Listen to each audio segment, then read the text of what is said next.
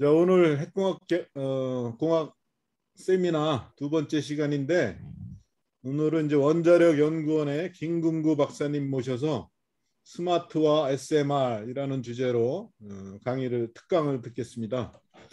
김금구 박사님은 우리 학과 77학번이세요. 저보다 3년 선배시고 졸업을 81년도에 하셔가지고 바로 이제 원자력 연구소죠. 그때는 연구생으로 들어가셨다가 이제 석사 학위를 같이 이제 연구소 직원으로서 이제 파트타임 학생으로 이렇게 하셔가지고 우리과 그 일회 졸업생이셨던 정창영 교수님한테 석사 학위를 받으셨고 88년까지 이제 연구소에 근무하시다가 뜻하신 바가 있어가지고 89년에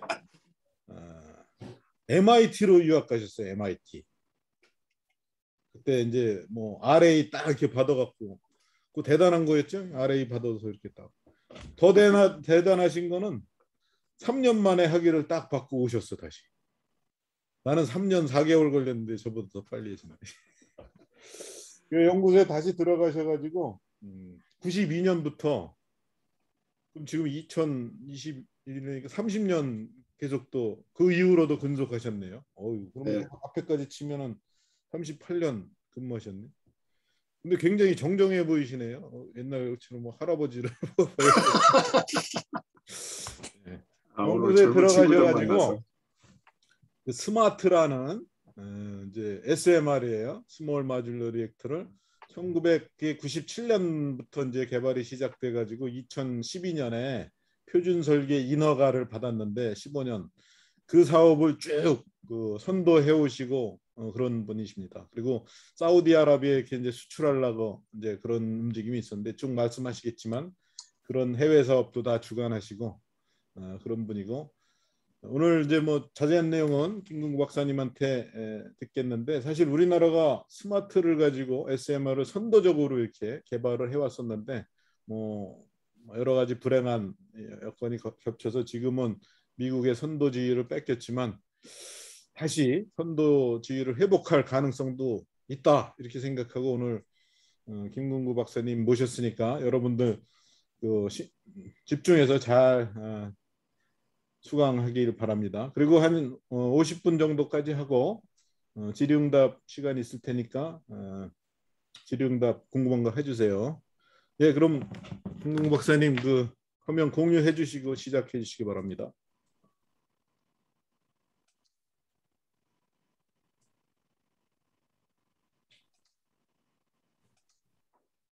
예, 안녕하세요. 방금 소개받은 한국원자력연구원 김금구입니다. 뭐 너무 우리 주한규 교수님께서 잘 소개해 주셔서 바로 시작을 하도록 하겠습니다.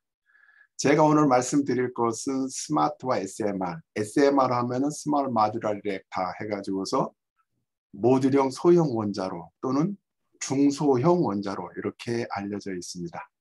이 부분에 대해서 간략하게 1시간 정도에 걸쳐서 말씀을 해드릴 텐데 제가 해외에 나가면 하는 이야기가 있습니다. 우리나라는 왜 원자력을 시작했는가? 그 원자력이 우리나라에는 어떤 이유가 있었는가? 저는 이제 주로 많은 나라들 관계 원자력 도입국들한테 스마트 프로모션 때문에 몇몇 나라들을 많이 돌아다닌 적이 있어서 이런 것들을 소개하는 부분들이 여러분한테도 여러분이 지금 원자학과에 지금 진입하셔갖고 이제 2년 차 이제 원래 교양 과정 끝나고 나면 이제 전공 과정으로 2년 차 정도 되실 거라고 보고 있어서 간단히 한 말씀 드리고 다음에 소형 원자로 오늘 주제인 소형 원자로 그 다음에 우리가 스마트를 어떻게 개발했나 다음 아까 주 교수님께서 말씀하신 것처럼 한국과 사우디의 스마트 파트너십 협력은 어떻게 이루어지는가 하는 부분에 대해서 이야기를 나눌게요.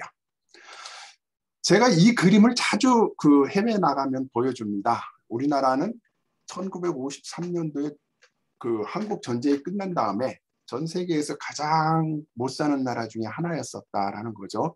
1인당 국민소득이 67달러에 불과했고 모든 산업 기반 시설이 다 폐해가 됐었죠. 이런 우리나라가 원자력 R&D를 시작한 게 1959년입니다. 이때 원자력 R&D를 하면서 트리가 마크 2라는 연구로를 건설을 착수를 했음에도 불구하고 이 당시 국민소득이 1인당 100달러가 안 됐습니다. 연간 89불. 이런 나라가 원자력을 도입을 해서 고리 1호기를 돌리고 고리 1호기 돌리면서부터 1978년도 고리 1호기가 돌아갔죠. 그때부터 이 에너지 수급이 활발히 이루어지면서 전체적으로 우리나라의 경제 성장이 가속도를 밟았다. 그래서 우리나라의 원자력 에너지는 한국 경제 성장의 원동력이 되었다라는 이야기를 먼저 해외에다 해주고 저희들이 시작을 합니다. 뭐 방금 말씀드린 것처럼 우리나라가 원자력을 한 이유가 된 것은 미국의 에디슨사의 회장인 시슬러 박사가 이승만 대통령을 만나서 원자력은 인간의 머리에서 캐낸 에너지다. 자원 빈곤은 원자력 개발이 필수다라는 이야기를 해서 우리나라 이승만 대통령이 아까 말씀드린 트리가 마크 2 원자력 연구원을 만들면서 트리가 마크 2 원자로를 도입하는데 당시 트리가 마크 2 원자로가 우리나라 최초의 연구로인데 이걸 할 때 그 당시 우리나라 1년 예산의 2.5%를 썼답니다. 지금으로 보면 어마막지한 양이죠. 엄청 큰 돈을 갖다가 연구 개발로 썼다라는 거죠. 이렇게 시작을 한 원자력 연구 개발이 2009년도에 뵈면은 연구용 원자로도 해외 수출하고 APR 1400이라는 그 대형 원자로 수출을 했고 2015년도에는 중소형로인 스마트를 사우디에 건설하기 위한 동바자 협력을 체결하게 되는 원전 기술 자립화를 뛰어넘어서 우리 원전 산업을 육성시켜서 해외에 진출하는 이러한 쾌거를 이루게 된 것입니다. 고리 1호기가 우리나라 최초의 원자력 발전소입니다. 건설비가 4.93억 달러다라고 하는데 저거에 대한 감은 바로 안 오시죠. 1970년대까지의 우리나라 최대 그 단일 프로젝트라고 하면 경부고속도로 건설일 겁니다. 경부고속도로 건설 예산의 3.6배에 해당하는 돈이 고리 1호기 건설에 들어간 겁니다.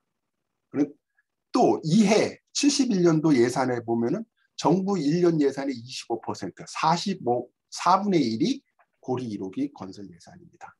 엄청 큰 돈을 과감하게 첫 번째 원자력 발전소 건설을 위해서 투자를 했죠. 그래서 78년도에 사업 운전을 시작했는데 2017년까지 열심히 40년 동안 우리가 원전을 돌려갖고 총 발전량이 1535억 킬로와트아워. 이거 100원 1킬로와트당 100원 정도로 치면은 15.3조 전력을 생산했다라고 봅니다. 당초 우리가 처음에 들어간 돈의 100배 이상의 부가가치가 생산됐다라고 보는 거죠. 이런 고리 원자력 발전소를 퇴임 시기에서 우리 현 대통령님은 거기 가가지고 에너지 전환, 탈원전을 했죠. 원자력에 대해서 더 이상 하지 않는다. 꼭 그 자리에서 했어야 된다라는 생각에 아쉬움이 있습니다. 이 당시 그 대통령이 한 연설이 상당히 어떻게 보면은 문제가 좀 많이 있는 연설이었죠. 후쿠시마 원전 사고로 인해서 몇백 명이 죽었다 막 이런 이야기들을 해왔던 거죠. 그것이 실제는 사실이 아니다라는 건 여러분들도 아마 알고 있을 거고요. 아무튼 아쉬운 대목입니다. 저 개인적으로.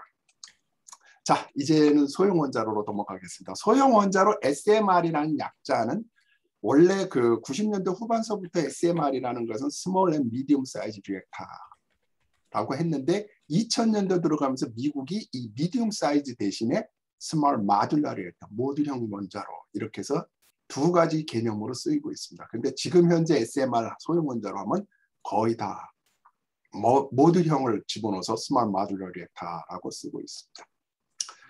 원자력 발전은 지금도 주요한 에너지원이죠. 전 세계적으로 보면은 440여 기가 운전 중이고 타에너지원에 대해서 경제성을 확보하고 있습니다. 근데 원자력 발전소는 규모 경제, 에코노미 오브 스케일이라는 그 원리에 의해서 대형화를 추구해왔죠. 우리나라의 첫 번째 고리 원자로가 약 700메가와트급이었지만 그 이후에 국산화한 OPR 1000 원자로는 1000메가와트급이고 지금 우리의 주력 상품인 APR 1400은 1400메가와트짜리입니다. 그 후속 APR 1400 후속 노형은 1600메가와트로 개발을 하려고 할 정도로 이렇게 규모의 경제에서 대형화를 이룰수록 단가가 그만큼 낮아질 수가 있습니다.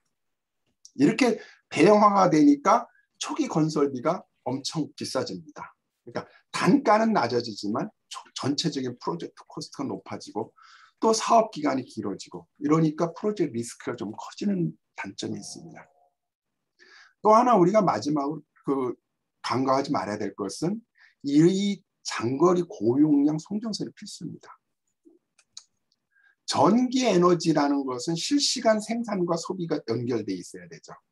그 연결돼 해주는 것이 뭐냐면 발전소와 소비자 간에 연결해 주는 거를 우리는 송배전 라인이라고 하죠. 송전선과 배전 라인. 이 송배전 라인이 없으면 전기는 생산해봤자 쓸 수가 없으니까 생산할 수도 없고 이거를 무용지물이 되죠. 그래서 전기의 가장 중요한 인프라 중에 하나가 송배전선입니다. 전 세계 운영 중인 발전소를 보면은 뭐 한 10몇만 기가 운영 중에 있는데 그 중에 소형 발전소가 96.5%에 해당됩니다. 그 이야기는 뭐냐면은 대형 발전소가 아니라 전 세계의 전력 공급은 소형 발전소에 의존하고 있다라는 거죠. 그렇게 되면은 그 송배전망, 아까 중요한 전력 인프라라고 말씀드린 송배전망도 전부 다 소형 발전소에 특화되어 있다라고 말씀드릴 수 있습니다. 우리나라 송배전망입니다. 신고리 3, 4, 5기가 여기에다 건설됐죠. 신고리에다 건설하니까 이 전력을 수도권으로 송전하기 위해서 뭘 했어요? 밀양 송전 라인을 새롭게 송전 라인을 하나 깔았죠. 쉽지 않게 깔았지만요. 지금 태양광 발전소를 어디다 많이 짓고 있어요? 이 전라도 쪽에 많이 짓고 있습니다. 전라남북도 호남 지역에. 호남 지역에 송전 라인이 별로 없어요. 그러니까 태양광 발전소를 건설해 놓고 송전 라인이 없으니까 가동 못하는 태양광 발전소가 원전 용량으로만 따지면 원전 몇 개에 해당한다라는 이야기도 있죠. 이와 같이 송배전 라인은 대단히 중요합니다. 소형 원전의 장점 중에서 가장 큰 것 중에 하나는 안전성입니다. 소형 원전은 피동안전계통이나 고유안전성을 접목하는 게 쉬워서 그만큼 안전성이 기존 대형 원전보다 100배, 1000배 안전하다라고 얘기할 수 있고 또 사고가 나도 방사선량이 적기 때문에 충분히 컨트롤이 가능하다는 부분이 있습니다. 경제성 부분은 아까 말씀하신 우리가 경제학에서 얘기하는 economy of scale, 규모의 경제에서 그걸 역행하기 때문에 경제성은 대형 원전보다 떨어질 수밖에 없는 것이 필연적입니다. 그렇지만은 다소호기를 표준화를 하고 다소호기를 반복 건설함으로써 경제성을 대형 원전하고 근접하게 유지시킵니다. 그렇지만 다른 에너지원보다는 월등한 경제성을 확보하는 것이 소형 원전의 목표라고 볼 수 있습니다. 또한 소규모 투자가 되니까 많은 나라들이 쉽게 건설 지원을 할 수 있다라는 부분이 조달할 수 있다라는 부분이 어드밴티지가 있고요. 활용성 면에서 보면은 전력 생산뿐만 아니라 해수 담수 지역 난방, 열 공급 등등에 많이 사용할 수가 있고 잠재 시장은 상당히 크다.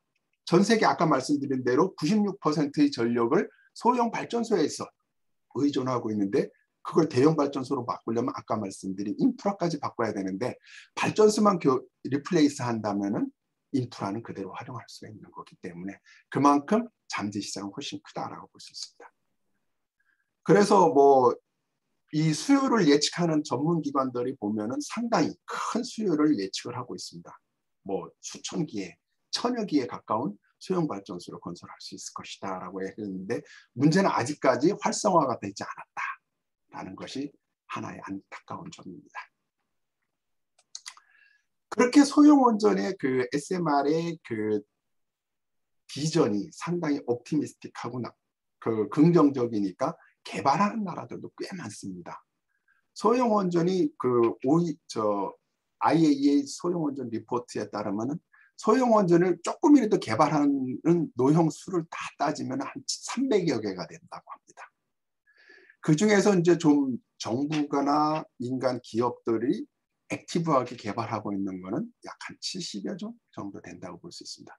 우리나라도 여기 스마트 하나만 딱 써놨지만은 이거 스마트 말고도 우리나라에서 개발하는 소형 원전들도 꽤 있죠. 여러분이 다니는 서울대학교 이전에 박훈철 교수님이 개발했던 원자로도 있고 또 우리 한기가 개발하던 원자로 이와 같이 아주 소규모적으로 개발하고 있는 원전을 다 합치면 300여 개가 넘고 그 중에서 액티브하게 개발하는 것만 따져도 70여 개 정도가 된다라고 볼 수 있습니다. 그런데 이런 개발 중에 있는 것들은 아직도 개발 중에 있다. 완전 상용화된 것은 없다라는 것이 큰 단점 중 아쉬운 점이 하나다라는 걸 말씀드리고요. 뭐 아까 주 교수님이 말씀한 것처럼 지금 우리 스마트를 뒤에서 열심히 따라와서 우리를 앞지르려고 하고 있는 원자로 중에 하나가 미국의 뉴스케일, 여러분들 많이 들어봤을 겁니다. 뉴스케일이고 뭐 프랑스는 최근에 그 뉴아드라는 원자를 개발하고 있다. 이거 말고 뭐 많이 하는 그 중국 아이들이 ACP100이라는 걸 개발하고 있고, 소련은 기본적으로 소형 원전이 여러 개 개발을 하고 있습니다. 그래서 그 제가 보는 관점에서 보면 SMR이 사업화가 되기 위해서는 여러 가지 도전이 있습니다. 그 챌린지 중에서 두 가지 큰 도전이 있는데, 하나는 기술적인 배리어를 뛰어넘어야 된다. 소형 원전은 안전성을 향상시키기 위해서 새로운 기술을 많이 접목합니다.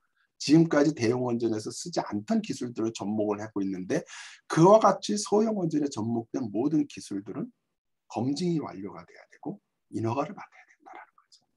그럼 검증이 완료되고 인허가를 받고 나면은 내가 검증했고 검증했다라는 것만 갖고서는 안 되니까 그것을 제3의 원자력 규제기관이 인증을 해주는 인허가가 필수적이다라는 거죠.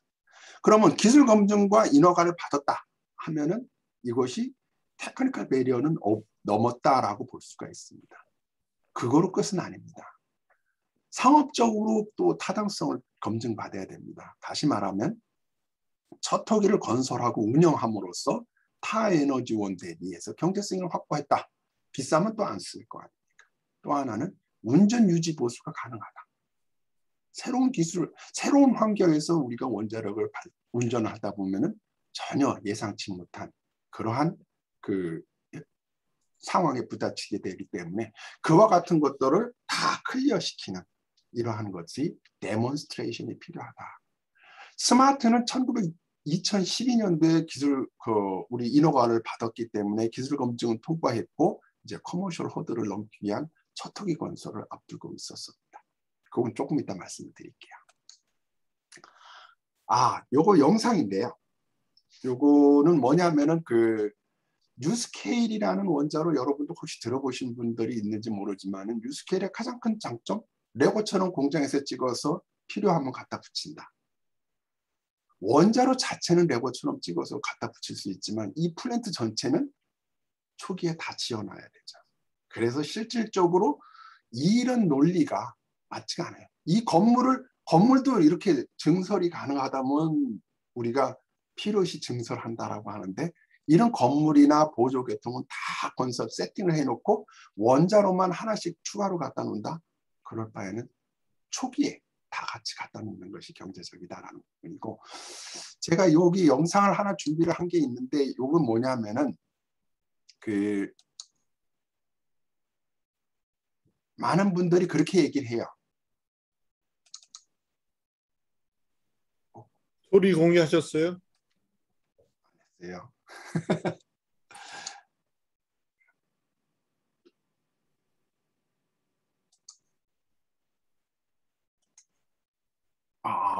소리 공유. 왜 이러지? 소리 공유 됐습니다.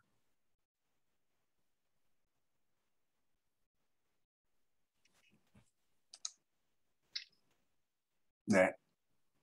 이 영상을 잠깐 한번 보여드릴게요. 이 영상에서 보면은 이 원자로를 하나를 갖다 설치하는 영상을 지금 그 그림으로 보여주고 있는데, 이 영상을 하려면 여기서 이제 들어서 물속에서 옮겨서 여기 갖다가 놓고 여기에서 밑에 해결료가 장전되어 있는 이 하부를 조립을 하고 다음에 밑에 하부에 원자로 배셀을 조립을 해가지고 여기로 집어넣는다 이렇게 얘기합니다.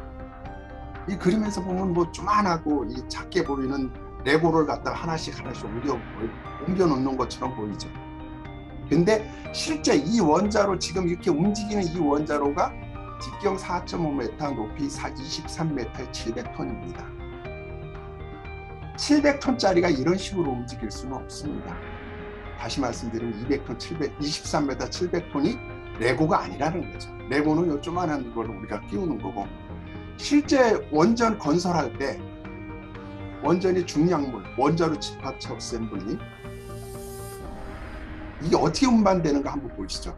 신월성 1호기 OPR 1000입니다. 원자로 직경 4.5m, 아까 그 유스케일과 같은데 높이는 14m밖에 안 돼요. 유스케일의 절반밖에 안 되는 거고, 무게도 약 2분의 1 정도에 해당을 하는 겁니다. 이거 운반할 때 이런 식으로 운반합니다. 아까 그림하고 전혀 다른 느낌이 와닿죠. 이거를 처음에 원자로에 집어넣을 때 이 많은 사람들이 이런 작업을 거쳐서 이게 원자로로 들어가요. 그래, 원자로에 이렇게 집어넣으면은 이거를 세워가지고 제자리에 갖다 이렇게 세우죠. 세울 때도 특별한 툴이 필요해요. 이거 그냥 들어버리면 얘가 쭉 끌려갖고서 망가지겠죠. 실제 뉴스케일 파워의 파워 모듈이 이거보다 높이는 2배가 되고 23m니까 23m면 7층 높이 이상이에요. 거기에 크레인을 감안하면 10층 높이에서 이걸 핸들링을 해요. 물속도 10층 높이의 물속에서 이게 움직일 때 이렇게 움직여요. 이게 딱 가서 쓴다고 해서 제자리에 쓰는 게 아니야.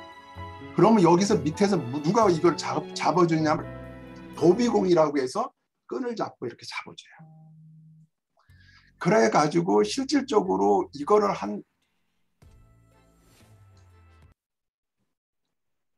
그래, 이때 이제 NRC에서 이거를 뭐냐면은 NRC에서 라이센스를 받을 때 히어링 청문회를 열었죠. 그때 청문회 한 의원이 뭐라고 물었냐면, 저 원자로를 물속에서 저렇게 운반하려면 다이버가 필요하냐?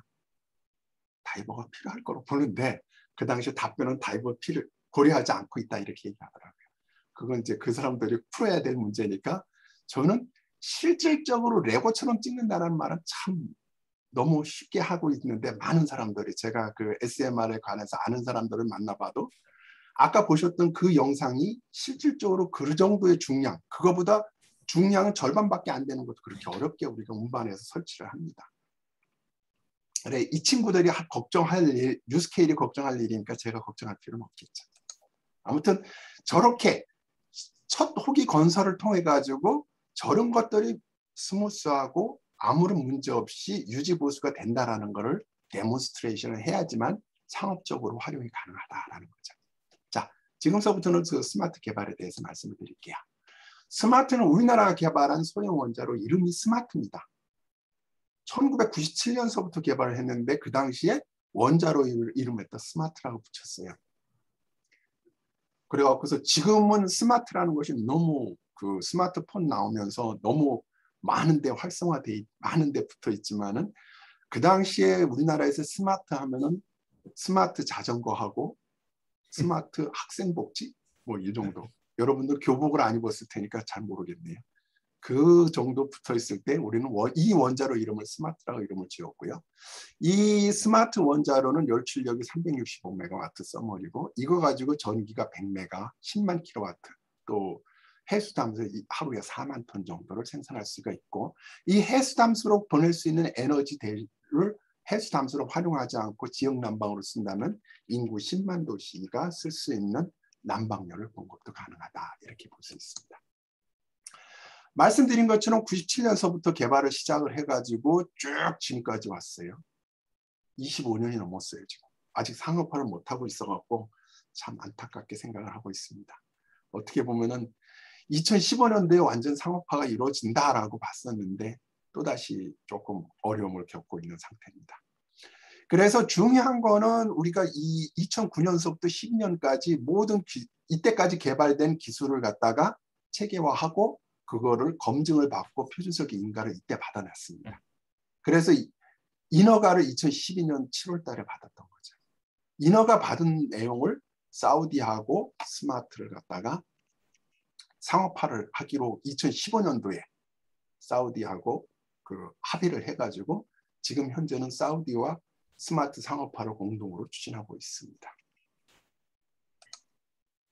스마트 기술 개발을 가장 요점을 간단히 말씀을 드리면 스마트는 기존에 검증된 기술, 상용 원자로에서 검증된 기술과를 바탕으로 해서 새롭게 혁신적인 개념을 갖다 접목시켜서 새로운 우리 고유의 원자로 개념을 만들어낸 것입니다.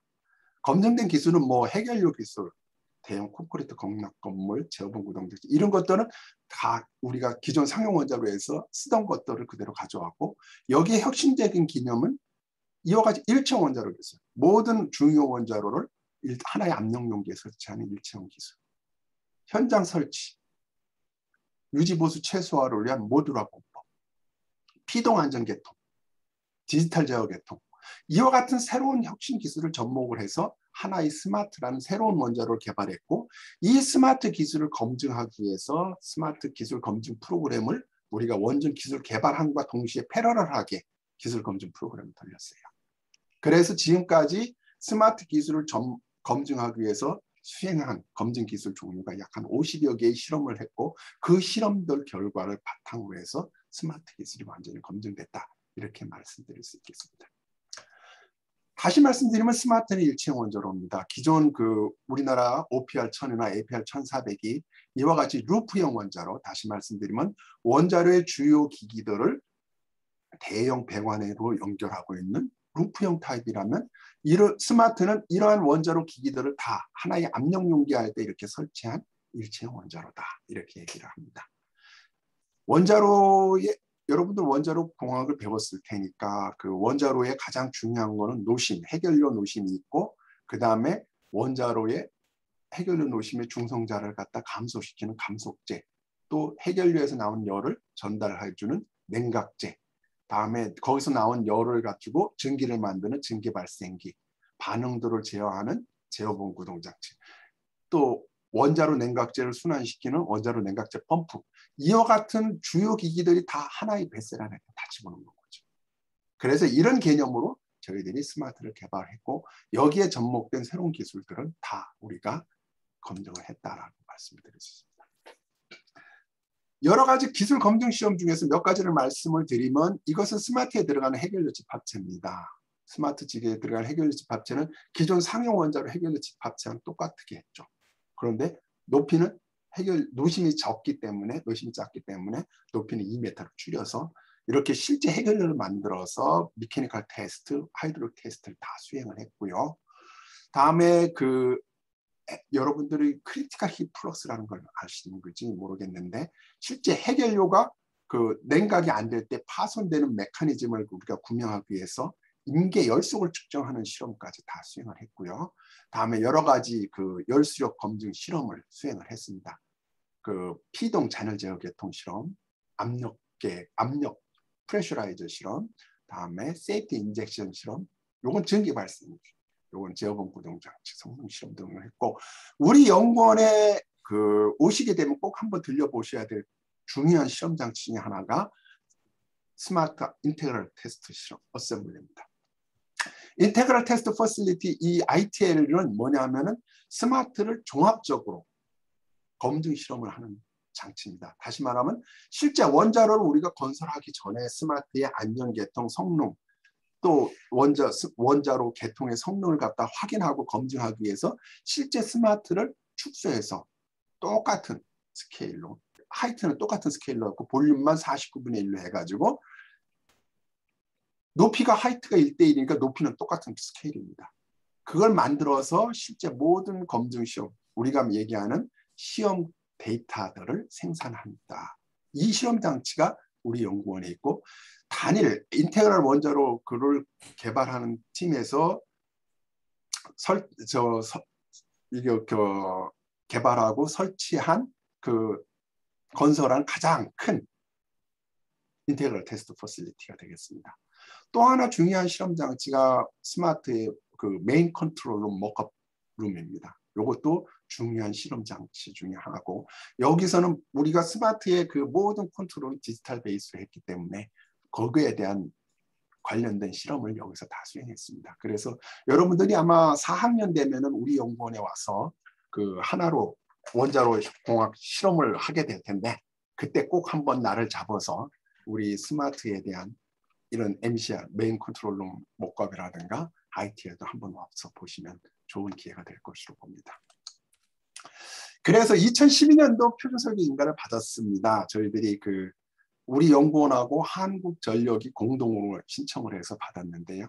이거를 위해 가지고서 약 한 3,400억에 투자됐고 50여 조의 기술검증 실험을 했고 1.5년 동안 인허가 심사를 받으면서 2,000개 이상의 질의 답변을 해서 규정을 만족시키는 인허가를 세계 최초로 받았습니다.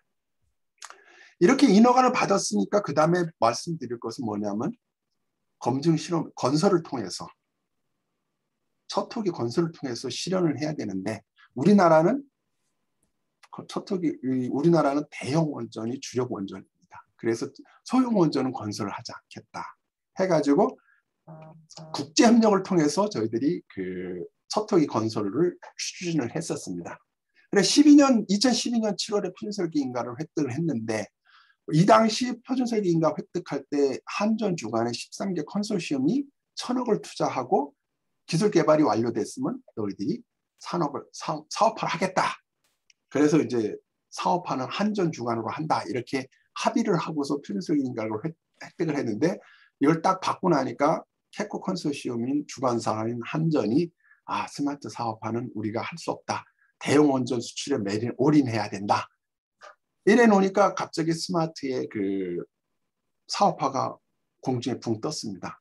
그래서 다른 민간 기업들하고 힘을 합쳐서 원자력 연구 주관으로 국제협력을 통한 사업화를 모색을 했고 이 당시 2012년, 13년, 14년에 걸쳐서 여러 나라들하고 스마트 사업화를 타당성을 타진을 했습니다.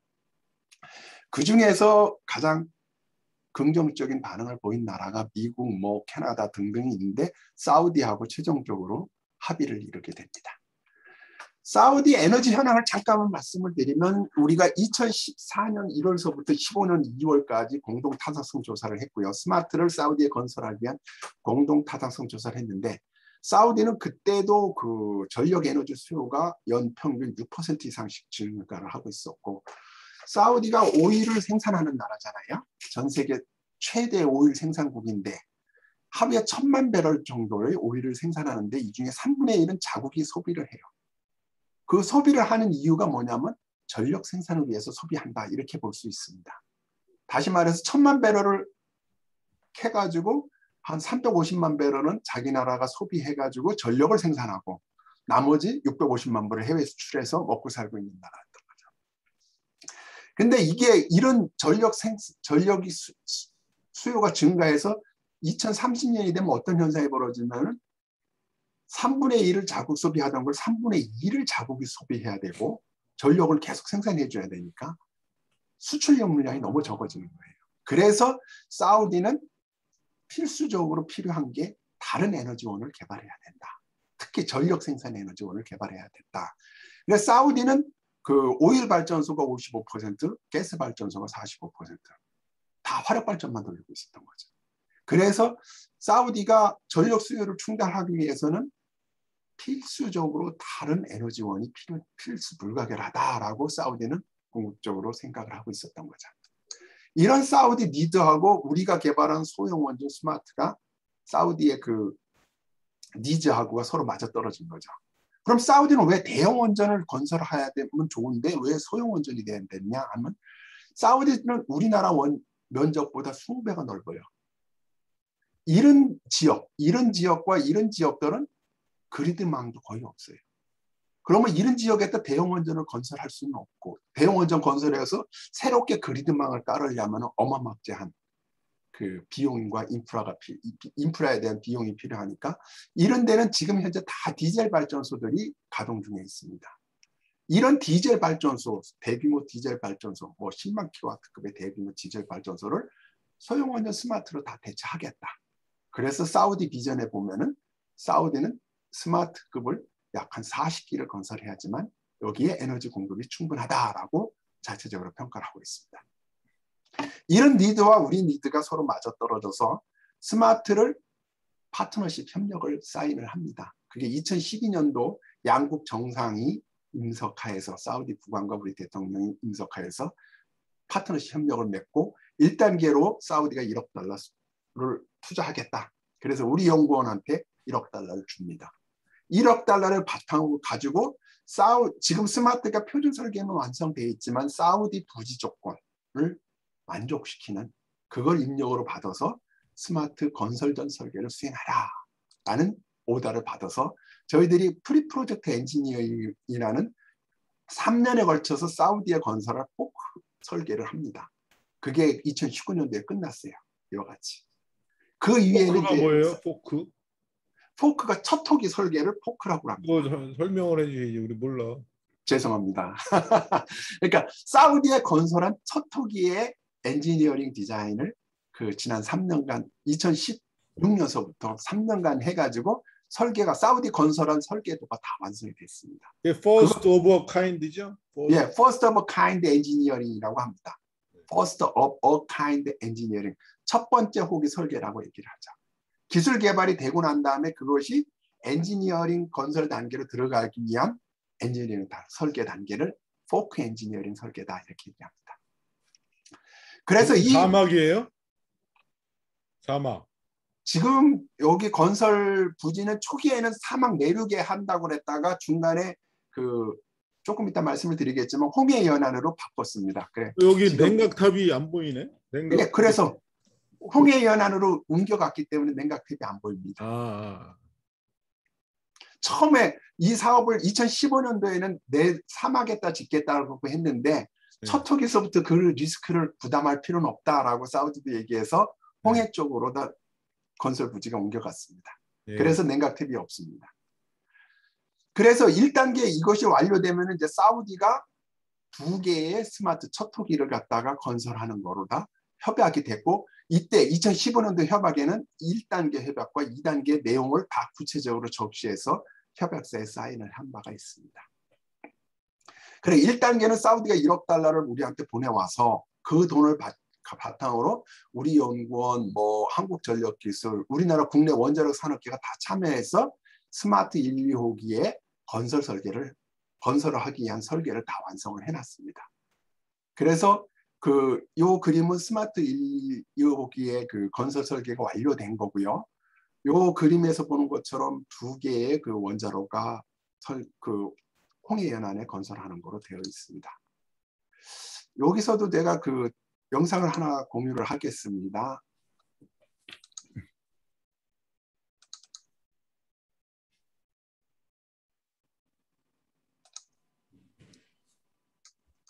소리 공유하세요. 예.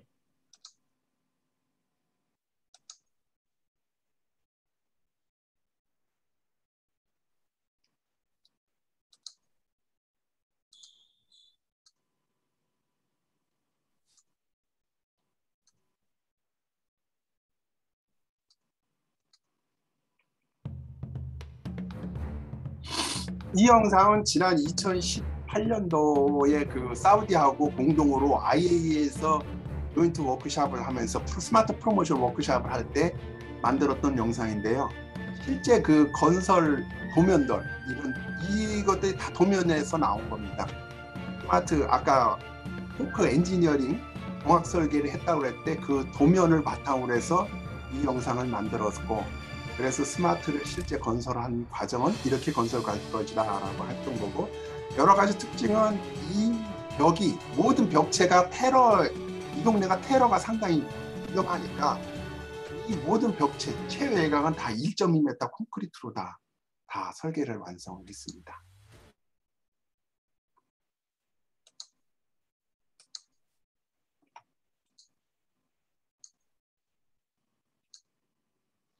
그래서 건설 설계를 건설에 대한 공학 설계를 다 완성이 됐고요. 또 사우디 친구들의 그 인력 교육 훈련, 인프라 구축을 위해서 사우디 인력을 교육 훈련을 시켜줬는데 48명을 우리 연구원에 파견을 해가지고 3개월간 CRT 베이직 강의, 3개월간 CRT 테크니컬 강의, 심화 교육, 다음에 OJT, OJP를 해가지고 48명이 2년 반 동안 스마트 PPE가 끝나는 기간 동안에 다 우리 원자력 연구원에서 머물면서 그 이 사람들이 교육 훈련을 받아서 훌륭한 인재로 태어났다. 이 사우디 그 KK 원장이 여러 나라에 가가지고 한국에서 자기네 인력이 이만큼 교육을 잘 받았다라는 얘기들을 하고 다녔고, 특히 IAEA에 가서도 이런 얘기를 해가지고 IAEA 국장님으로 나가 계신 그 우리 한도희 국장님이 야 너희들이 교육 잘 시켰다더라 라고 나중에 제가 전달받은 바도 있습니다. 그 사우디 엔지니어들이 일 잘했어요? 공부 잘해요? 많이 아주 열심히 했어요. 특히 그 원자력 학회에서도 학회 논문도 많이 참가를 했고 네. 논문 발표에도 네. 이 사람들이 그 마지막 해는 15편 이상을 갖다 논문도 냈고, 그 중에 그 포스트 논문 섹션에서 상 받은 사람도 2명 있고 그래요. 네. 열심히 했습니다. 그래, 스마트 건설 부지는 현재 건설 부지는 얀부라고 되어 있습니다. 여기 메디나 옆에 있는 홍해의 얀부라고 되어 있고, 이 얀부는 공업도시입니다. 신규 공업도시로 되어 있고, 여기를 대상으로 해서 이와 같이 그 건설 허가를 위한 모든 다큐멘트가 다 완성이 되어 있습니다. 이걸 사우디 규제기관에 제출하면 되는데, 사우디 규제기관에 이 건설 허가 인허가를 하기 위해서 제출하면 사우디 규제기관은 작년에 설립이 됐습니다. 2019년 1월에 설립이 돼서 실질적으로 기술적으로 이거를 갖다가 인허가를 심사할 만큼 능력이 안 되니까 우리한테 요청한 게 뭐냐면 투트랙 라이센스를 가자. 한국에서는 요거를 바탕으로 해서 표준 설계, 포크 엔지니어링 설계를 한 걸 바탕으로 해서 SAR을 스탠다드 디자인 어프로벌을 다시 받을 수 있는 SAR을 작성하고 이거를 한국 인허가 기관에다 내면은 한국 인허가 기관은 충분히 경험이 많고 기술적 능력이 있으니까 이거 인허가 심사를 하면 이 심사하는 거를 사우디 규제기관이 어깨너머로 배워갖고 건설 허가를 심사하겠다. 이런 투트랙 라이센스 스트래티지로 지금 현재 이거는 들어가고 있어요. 한국, 사우디, 한손 이렇게 3자가 공동으로 해서 지금 현재 표준설계 인가 재신청이 들어갔고 이거를 지금 현재 심사 중에 있습니다. 사우디아라비아는 비전 2030을 그 사우디의 왕세자라고 하는 모하마드 빈 살만이 그 MBS가 비전 2030을 추진하고 있고, 여기에는 에너지 계획이 사우디 국가 원자력 계획이 에너지 계획이라 해서 아토믹 에너지 원자력 에너지 계획인데 원자력이 빠졌네요. 스니프라고 작성해갖고 있고, 이거는 왕의 칙령으로 2017년 7월 달에 발표가 됐습니다. 여기에는 소형 원자력 부분에 스마트를 건설한다. 다른 데는 원자로 이름은 없습니다. 대형 원자로. 하이 가스 크루드 리액터 이렇게 되어 있지만은 여기엔 스마트라고 이름을 꽉 집어넣어서 국가 원자력 사업 계획에 들어가 있다라고 말씀을 드릴 수 있습니다. 다음에 그 제3국에 공동 지출하자는 협력을 하고 있습니다. 지금 이런 나라들이 그 스마트에 관심을 보이고 있고, 이런 나라들하고 공동 타당성 조사를 할 때 한국, 사우디, 요르단, 한국, 사우디, 필리핀, 한국, 사우디, 인도네시아, 한국, 사우디, 여기 그 유럽에 있는 나라들, 체코, 이렇게 그 공동 타당성 조사를 하는데 같이 협력을 하고 있다라고 말씀을 드릴 수 있겠습니다. 특히 그 한국과 사우디가 스마트 수출 협력을 위해서 검토하고 있는 것은 대개 그 소형 원자를 도입하려고 하는 나라들은 원전 인프라가 구축이 거의 안 돼 있습니다. 그 원전 도입을 위한 인프라 구축이 중요하다라고 IAEA는 계속 얘기하고 있는데, 특히 IAEA는 여러 개의 원전 인프라가 필요하다라고 하고 있고, 이거를 구축하는데 쉽지 않으니까 마일스톤 어프로치로 계획을 세워서 타임 투 타임 프레임으로 다 해라라고 하는데, 그거를 단계적으로 밟아서 구축하는 나라는 거의 없습니다. 그래서 사우디하고 저희들이 협력하고 있는 것은 아예 원전을 도입하려고 하는 나라들이 인프라가 없이 원전 도입하려고 하는 나라가 있다면 스마트 파트너십 협력을 기반으로 해서 중요한 인프라 협력을 우리가 하겠다. 한국, 사우디와 원전 도입국 3자 간 협력을 하는데 유지보수 기술 지원, 운전원 교육, 인허가 기술 지원은 물론 여기에 파이낸싱, 금융 지원까지를 해서 스마트를 도입하는 나라들한테는 맞춤형 서비스를 제공하겠다라고 협력을 하면서 공동 프로모션을 하고는 있습니다. 열심히 하고 있습니다. 지금 현재.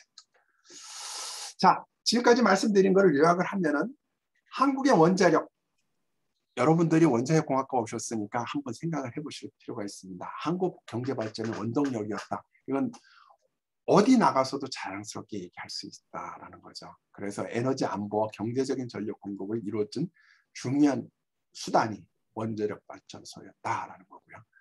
소형 원전, 특히 스마트 같은 경우 이런 소형 원전은 시장 잠재력이 매우 큽니다. 아직까지 활성화가 안 됐지만은 그러니까 누군가가 먼저 소형 원전 시장을 선점을 하게 되면 시장 지배력이 대단히 강화됐겠죠. 그래서 시장 지배력 강화가 아주 중요하다라는 거고요. 스마트 우리가 개발한 소형 원자력 이름입니다. 세계 최초 2012년도에 인허가를 획득을 하고 상용화를 지금 현재 추진 중에 있는데 국내에서 건설을 못하고 상용화를 추진하고 있기 때문에 사우디한테 좀 시달리고 있습니다. 요새 사우디가 바로 건설을 안 하고 계속 그냥 이리저리 쬐고 있습니다. 그런 말 들어보셨어요 혹시? 그 아라비아 상인들이 그 우리나라가 개성 상인들이 상당히 그 상술이 좋다고 하잖아요. 우리나라 개성 상인들이 중국 왕서방들한테 가서 울고 온다고 하죠. 중국 왕서방들의 상술을 못 당하는 거죠. 근데 그 중국 왕서방들의 상술은 아라비아 상인들한테 못 당한답니다.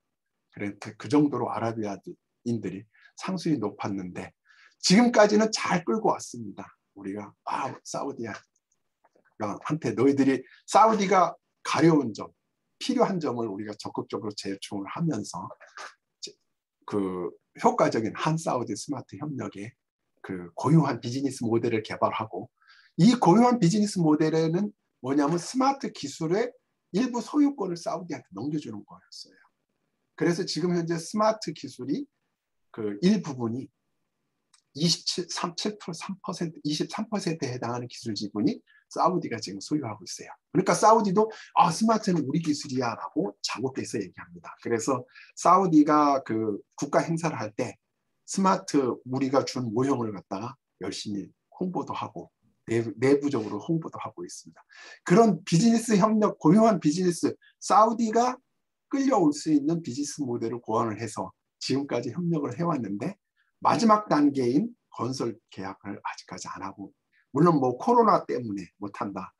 유가가 너무 떨어졌기 때문에 재정의 압박을 받고 있다. 그런 얘기를 하고 있지만 쉽지 않고 뭐 아라비아인의 상술이 아니겠는가 그러면서도 꾸준히 인내를 가지고 지금 협력을 하고 있습니다.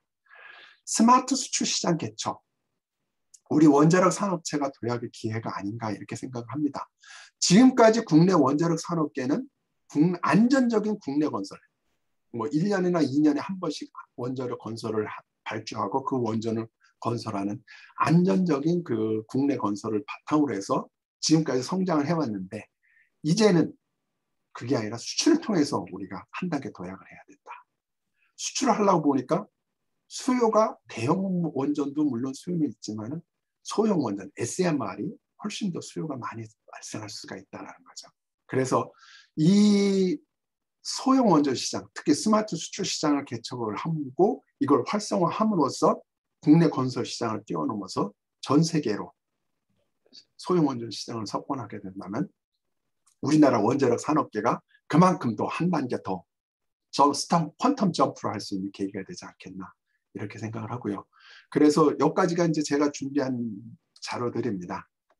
네, 오늘 그 이제 원자력 공학계에 입문하신 여러분들한테 아무튼 만나서 이런 이야기를 할 수 있는 기회를 갖게 해준 주한규 교수님한테 대단히 감사하다는 말씀을 드리며 여기서 마치도록 하겠습니다. 감사합니다. 이렇게 아주 잘 알아들 수 있게 스마트에 대한 소개를 해주셔서 대단히 감사합니다. 아주 재밌게 저는 봤는데요. 제가 뭐 질문할 게 많은데 일단 제가 질문하는 건 의미가 없는 거고 학생들이 이제 마이크 켜고 질문할 사람 손 들고 해보세요. 박승민 학생은 지금 제대했나? 아닙니다. 지금 아직 안 했습니다. 근데요? 카투샤? 네, 그렇습니다. 자네한테 질문 기회 1번 질문 기회를 주겠습니다. 사실 지금 저도 살짝 강의 들으면서 궁금한 게 생겼는데 그 소형 원전이 이제 짓는데 대형 원전보다 이제 비용도 좀 적게 들고 해서 이제 여러 국가들이나 기관이 이제 뛰어들기 진입 장벽이 좀 낮다라고 저는 이해를 했는데, 그럼 우리나라 같은 경우에는 이제 뭐 소형 원전 시장에 조금 적극적으로 뛰어들 뭐 민간 기업, 그런 의사를 표시한 민간 기업이 있었나요? 지금 탈원전 때문에 조금 다들 어려워할 것 같긴 한데, 혹시 그런 민간 기업이나 그런 뭐 회사가 있나 궁금해서 그 부분을 좀 질문 드리고 싶습니다. 예, 우리가 2012년도에 원전을 표준설계 인가를 받았다고 그랬잖아요. 그런데 이제 우리나라 원전은 전부 다 한수원이 소유하고 있잖아요. 공기업이 소유하고 있어요. 그러니까 원전 원전 건설의 인허가를 민간 기업이 참여할 수 없게 돼 있어요. 인프라가. 그러니까 원래 원전을 건설하려면 전기위원회에서 심의를 받쳐서 원전 건설을 하기 위한 승인을 받아야 되는데 그 승인을 한수원위에는 안 해줘요. 그래 일부 예전에 2012년도 이제 스마트에 표준 설계 인가할 때 투자했던 민간 기업, 특히 포스코 건설 그룹이었었어요. 포스코 그룹이 상당히 많은 30%에 해당하는 돈을 투자했는데, 그럼 포스코가 건설하겠다 스마트를 승인만 해다오 그랬더니 산업부가 말도 안 돼. 우리나라에는 한전위에는 건설을 승인 안 해줘 이렇게 얘기했고, 한수원이 승인 못 받아. 한수원은 건설에서, 우리나라는 소형 원전 건설에서는 대형 원전보다는 어차피 경제성이 떨어지니까 소형 원전 건설하지 않겠다 이렇게 나온 거죠. 그 당시 네, 감사합니다. 그 당시 우리가 포스코 그룹들이 검토한 바로다는 스마트를 민간이 건설을 해도 우리가 민간 발전사들이 받는 전력, 국내에서 받는 전력 단가만 확보해 준다면은 충분히 스마트가 경쟁력을 확보할 수 있다라고 얘기를 한 적이 있었습니다. 그래서 건설을 한다고 산업부를 열심히 찾아갔었는데 산업부가 원전은 우리나라는 한수원만 건설할 수 있어. 공기업한테만 승인 내준다. 이렇게 지금 현재 돼 있죠. SPC라고 스마트 파워 컴퍼니라고 하나 만들었잖아요. 예. 그거가 민간 기업 아닌가요? 그건 이제 민간 기업이 해외 비즈니스를 하기 위한 회사였었고, 그거 만들기 전에, 그거 2014년도에 결성이 됐는데 2012년도에 포스코 건설을 중심으로 해서 스마트 국내 건설을 추진했었거든요. 그래서 산업부에 가서 라이센스 달라. 산업부가 안 된다. 그렇게 하면 국내에서 건설을 해가지고 포스코가 쓰겠다. 포스코는 전력을 많이 쓰니까 포스코가 포항제철이 직접 거기서 나온 전력을 쓰겠다. 이래도 승인 안 하겠다라고 했을 정도로 어려웠었어요, 당시. 네. 다른 질문? 혹시 질문 하나 해도 되겠습니까? 예. 네, 제가 일단 기술적 문제로 카메라가 없어서 죄송합니다. 얼굴을 보여드렸으면 좋았을 텐데, 아무튼 네, 제가 최근에 핵공학 공부를 하면서 SMR 부분에 있어서는 특히 한국이 스마트로 빠르게 인허가도 하고 말씀해주신 것처럼 수출도 열심히 사업을 하고 있는 것으로 알고 있습니다. 근데 해외 사례를 보면은 마이크로 리액터 MMR 같은 부분도 연구들이 좀 진행되고 있는 것 같은데, 혹시 지금 한국 캐리의 동향은 좀 어떤지 여쭤보고 싶습니다. 예, 아까 말씀드렸잖아요. 소형 원전을 SMR 개발 숫자로 보면 300개가 훨씬 넘어간다고. 우리 연구원에서도 마이크로 리액터 컨셉츄얼 스타디 하는 그룹은 있습니다. 아주 소형. 그러니까 메가와트 오다 또는 킬로와트 오다까지. 킬로와트, 또 우주 쪽에 하는 거는 킬로와트 오다고. 실제 소형하면은 1에서 10메가 정도 되는 거. 아주 원격지에다 건설하는 소형 원자로 같은 것들은 1에서 10메가 정도 되는 규모로다 컨셉츄얼리 스타디 하는 데는 있는데, 본격적인 과제화는 아직은 안 되고 있습니다. 네, 좋은 답변 감사합니다. 예. 질문 또 있어요? 질문 하나 드려도 되겠습니까? 네, 저희가 여름에 이제 캐리에 가서 이제 종합효과 실험 장치를 봤었는데, 네. 아까 말씀하셨다시피 이제 뭐 1차 계통이 뭐 리액터 베슬 안에 다 들어있기도 하고, 또 안전 계통 같은 경우에도 이제 기존의 PWR이랑은 좀 다르게 뭐 피동 이제 맞습니다. 안전 계통이 되게 많이 있는 걸로 봤습니다. 그런데 이게 아무리 인허가가 됐다고 하고 또 안정성 평가를 할 수 있는 그런 어, 기반들이 있다고 해도 실제 국내에서 그 운전 이력이 없고 뭐 설치한 그런 게 없는데 해외에 수출하는 게 이게 현실성이 있는 건지 한번 그런 점이 좀 궁금합니다. 그 어려운 거를 2015년도에는 해냈었죠, 우리가.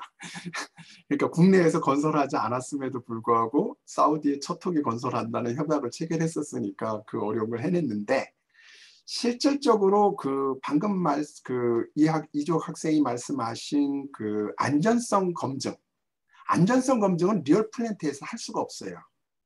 리얼 원전 건설해놓고 거기에다가 파이프 안전성 검증하고 확인하겠다고 인위적으로 사고를 낼 수는 없잖아요.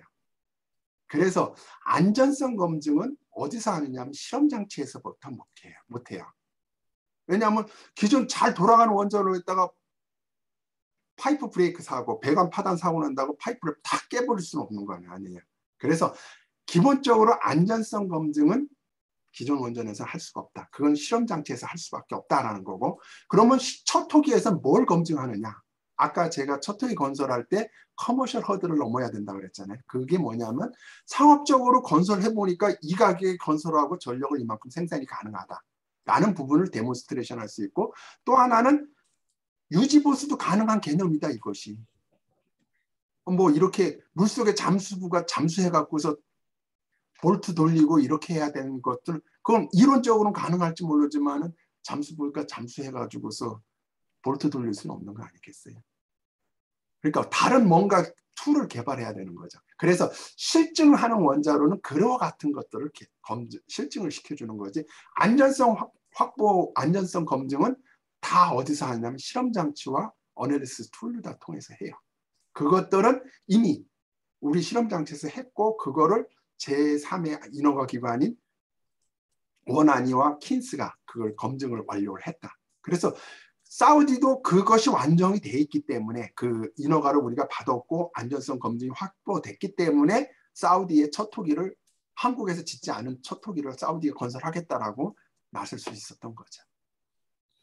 제가 질문이 있는데요. 두 가지가 있는데, 지금 그거와 관련해서 이제 스마트는 그 여러 기기를 이제 좁은 그 압력 용기 안에 다 배치하다 보니까 좀 복잡할 것 같은데, 네. 그걸 다 조립할 수 있는 제작성 검증은 했는지 하고, 그다음에 이제 이 스마트가 완성도도 높고 거의 제작에 바로 착수할 수 있는 수준까지 개발이 됐는데, 지금은 이제 그거를 무시하고 ISMR을 새로운 그 SMR을 개발한다고 뭐 예타를 추진하고 그러는데, 아마 그거보다는 실제로 스마트를 우리나라에 이제 뭐 건설을 하는 거를 뭐 경주 같은 단지에 새로 이제 그 문무대왕 연구소 이렇게 생겼으니까, 그런데 그걸 추진하고 사우디에 수출하는 걸 적극적으로 정부가 새로 이제 탈원전 기술 바꾼 정부가 아닌 정부가 들어선다면 그렇게 하는 거에 어느 정도 현실성이 있는지 그 답변해 주시면 되겠습니다. 첫 번째가 뭐였었죠? 첫 번째 제작성, 복잡한 걸 다 조립할 수 있는지. 그 제작성 검토는 저희들이 그 기술 개발을 할 때 두산중공업이 원자로 집합체와 내부 구조물을 거의 다 제작을 합니다. 제작을 하고 공급을 하기 때문에 그 부분은 기술 개발 단계에서 두산중공업이 참여를 해서 항상 제작성 검토와 이거를 어떻게 설치하고 어떻게 조립을 할 것인가 하는 부분을 검토해서 나옵니다. 그래서 그 부분은 이제 그 실질적으로 그 우리 원자력연구원에서 한 게 아니라 실제 그거를 제작하는 두산중공업이 실제 그 부분을 맡아서 추진해왔다. 그래서 우리가 보기에는 제작성 검토 충분히 됐고, 또 중요한 기기들인 증기발생기라든가 CRDM, 제어봉구동장치, 원자로 냉각제 펌프 이런 것들은 실물 크기를 만들었습니다. 그래서 그 성능 테스트를 다 완료를 했다라는 부분이고요. 그래서 제작성 검토는 지금 2단계에서 우리가 할 수 있는 모든 걸 다 했고, 그만큼 건설 리스크를 줄여놨다라는 부분을 말씀을 드립니다. 그 다음에 이제 그 국내 건설의 타당 가능성.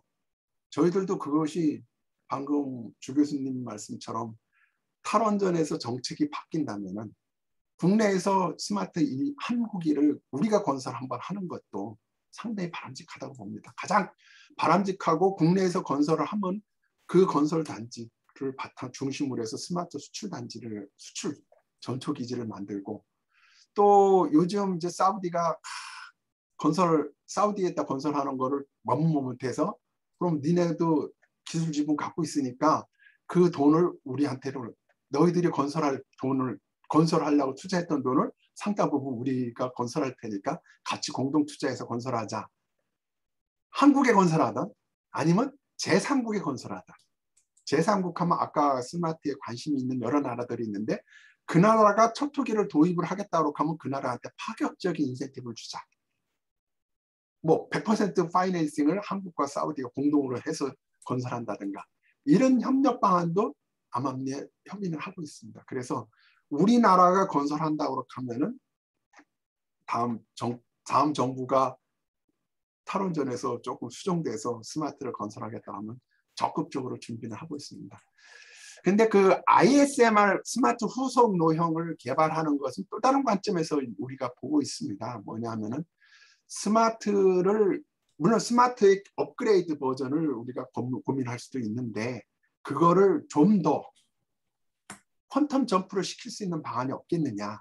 그런 관점에서 아예 기획 단계에서부터 스마트와 연결을 스마트를 업그레이드하면 스마트 기술이 그대로 넘어가면서 업그레이드가 될 텐데 그러면 한계가 있지 않겠느냐라는 관점에서 뭐 나중에 보면은 똑같아졌더라. 스마트 후속하기 스마트에서 업그레이드 됐더라가 될지는 모르지만은 지금 시작은 보다 혁신적인 개념을 집어넣자라는 관점에서 ISMR은 그렇게 기획되고 있는 걸로 알고 있습니다. 네. 다른 질문 있나요? 송기우 학생, 경제학부 학생이죠?